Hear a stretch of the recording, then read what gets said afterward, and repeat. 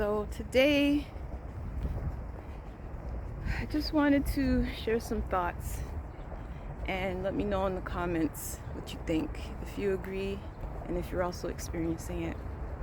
Something that was brought to my attention the other day is that we are really living in a time of spiritual warfare. The Honorable Minister Louis Farrakhan, he said that don't become unraveled. It's the unraveling of a nation. Don't become unraveled. And fighting against spiritual warfare is like a big part of not becoming unraveling. That's something that I'm noticing. And so what I mean by spiritual warfare, I don't necessarily mean, little red baby devils with horns coming for you or stuff like that. I mean like just people trying to kill your spirit or trying to attack your spirit. Trying to, I guess they're in a place of misery or discomfort themselves, and they want to bring that energy to you and put that energy on you, and so now you got to fight against your own devils and outside devils and all kind of stuff. And so that's something when you're aware of, it's like you got to prepare for battle. Once you realize what you're up against, you have to prepare for battle. And the Bible teaches you to put on your whole armor of God. And it even breaks down, cover your chest with the chest plate, cover your head with the helmet. It's important that we protect ourselves once we realize the elements and the forces we're up against. And so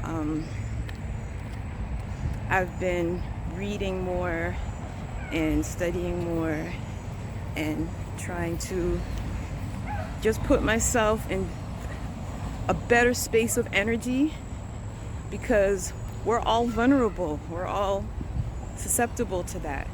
No matter how much we think we're doing, we're never doing enough. We can never think, okay, I'm good. I did this, I did that, I fasted, I did this many rakas. It's like we can never be good. Like we always have to strive to, have the protection of Allah against ourselves, against other people, against other things. And so it's about putting on the whole armor of God. And that's what I'm trying to do. And so something else that came to my mind is that, when we let spirit killers take us of our energy, then we don't become assets anymore. We really become liabilities. And the Honorable Elijah Muhammad, he taught that a nation can rise no higher than its woman. And so one day I don't know, I wrote it out. I just wrote out, a nation can rise no higher than its woman. And then I took out the word woman and I put me. And then I read it out loud, and it changed the whole game.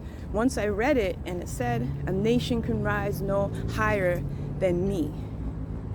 That just upped the standard and made me take an even more in-depth look at myself, because I want to make sure, by the grace of Allah, that I'm always in a place where I could be positive and I can be an asset to my family, my nation, myself, so that really changed it for me.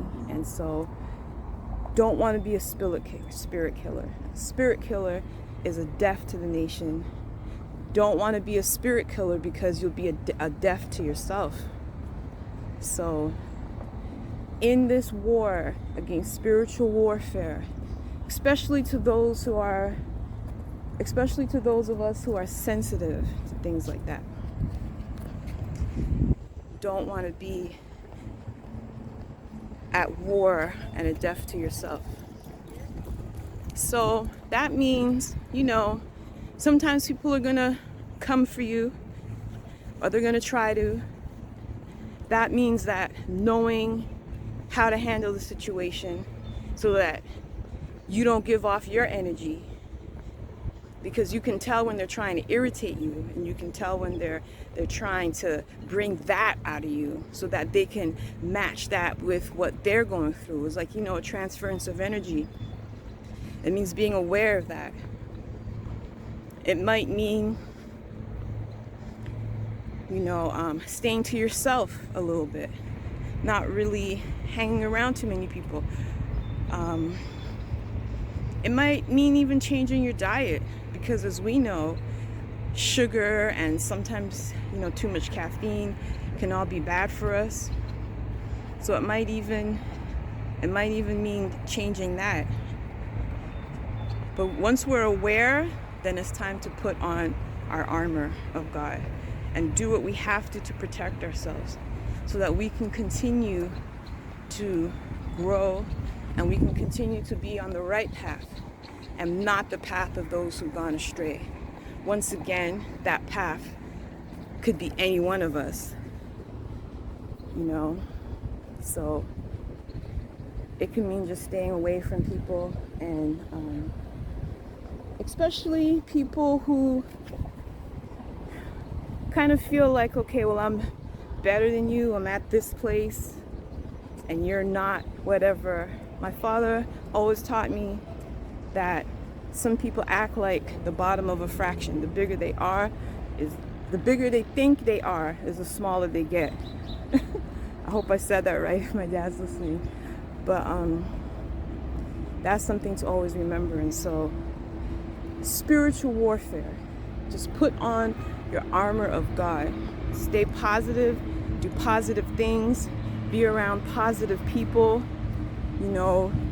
reject negativity, remove yourself from negativity, even if it means you're by yourself for a while, because sometimes God removes us from people because he's protecting us. And it may feel like, well, I ain't got nobody, I'm not talking to nobody, but God could just want some time with you. Allah could just be saying, I need your attention right now. I need you to focus on these things. And all that other stuff is just distractions. I need you to be in this place to protect your spirit, your energy, because the people that you're associating with or you're trying to be around is giving bad energy. And on the flip side to that, maybe we're the ones that are giving bad energy. And so when people are starting to be removed from your life, it could be the other way around. It could be that you're the one being the negative, and God needs to remove you from people.